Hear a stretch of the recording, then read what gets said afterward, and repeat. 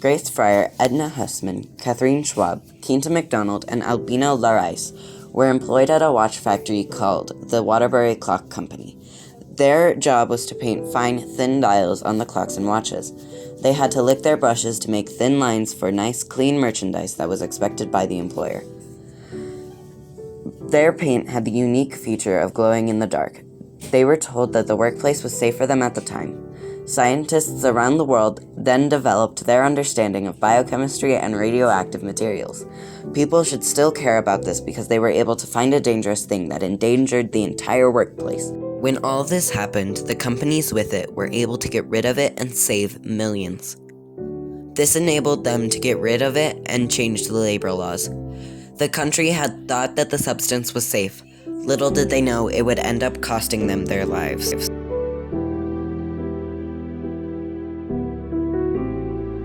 The women had lived in Parkridge, Illinois for most of their lives. They eventually moved to Orange, New Jersey. Most people in the area would then find jobs at local watch factories. The country had very few jobs for women in the 1910s. These women were some of the many 3,000 women to get this job. A dial painter was a very highly respected profession for women to have. They were around the age of 20 when they were hired to paint the watches. During the 1910s, these women found a job working for the Waterbury Clock Company. At the time, World War I had just started, which resulted in most of the men in the area having to go and fight in the war. They were employed because all of them were eligible and were willing to work for the money to support their families so that they had food for their families. The Waterbury Clock Company was making around 20,000 clocks and watches every day. This caused the demand for workers to be very high. They wanted to have the details very precise. By 1915, they were making more clocks and watches than any other clock factory manufacturers in the nation. Their clock factory was soon in trouble because they were slowly running out of money and were close to bankruptcy. During 1922, because of that, they bought out another watch and clock factory named R.H. Ingersoll and Brother. They were also struggling during the Great Depression. They were more willing to make newer models, which was the reason that they were able to stay open during the Depression. The women were paid around half a penny for 250 dials.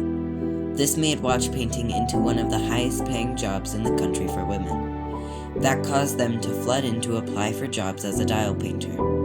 As lots of women flooded in, the demand for the job went higher and higher in the country. The demand was so high that many women got the job because there were little work for them to do at the time. The job was very easy because all they had to do was simply lick the brush and paint fine, thin dials for the watches. They then would pass it on to be completed with the addition of glass for the face and then the bands for the watch. The women used a paint called luminous radium paint. This gave the watches the unique feature of glowing in the dark. This paint did contain radium as stated in the name. However, at the time, scientists and doctors had thought that a suitable treatment for disease was things like radium and did not see that the radium actually worsened whatever the disease was. This was also caused because of the world not really knowing that radium was dangerous. They would then endanger people's lives because of the use of radium. Companies used radium in a large variety of things from shampoo to lotion, and sometimes they would even just eat the radium. They would do things like that because they got a lot of energy and healing the first time that they had used it, even though it had severe consequences on things like their skin and internal organs. They would then eventually keep doing or using things that had contained radium in them so that they could have that energy and healing.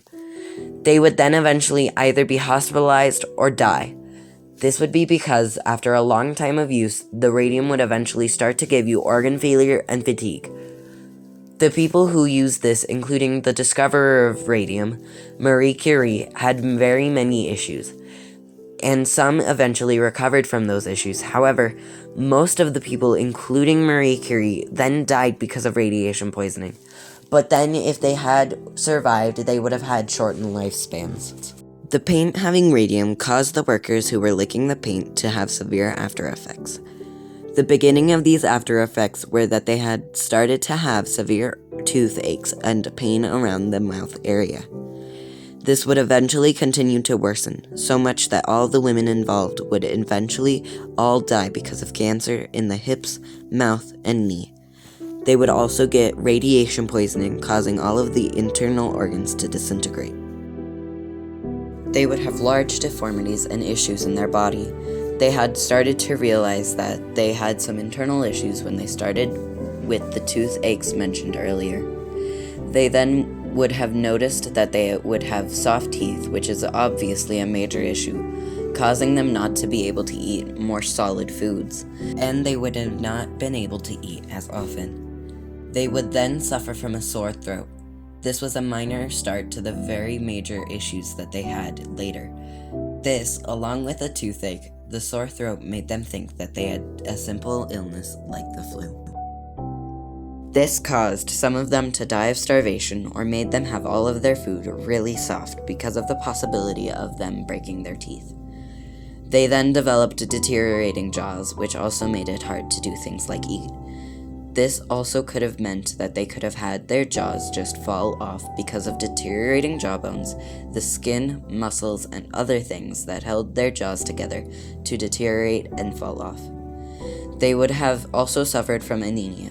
Anemia is a condition when the number of red blood cells is too low. This causes the protein of hemoglobin, which carries oxygen to the rest of the body, to be mostly absent, causing severe effects to the body.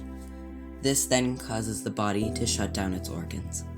Some symptoms of anemia are looking pale, seeming moody, being very tired, feeling dizzy or lightheaded, and having a fast heartbeat. This was likely caused because of the things like the severe nosebleeds and internal bleeding suffered from licking the brush. The radium would have also caused them to have spontaneous bone fractures and aches in their bodies. The radium also caused diseases like cancer and radiation poisoning to develop in the women, which were main causes of death at the time. They would have also had ulcers, which are open sores in their mouths. Around 1927, the women mentioned at the beginning sued the Waterbury Clock Factory because of damages from the radiation poisoning. Their request for the lawsuit was delayed for 2 years because of limitations which are unknown.